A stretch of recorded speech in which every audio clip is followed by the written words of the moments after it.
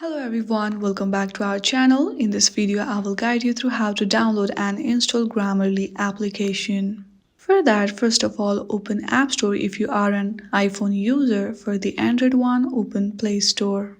Now, on the top on the searching bar, search for Grammarly. Now, find the app labeled Grammarly AI Writing Keyboard and hit on that.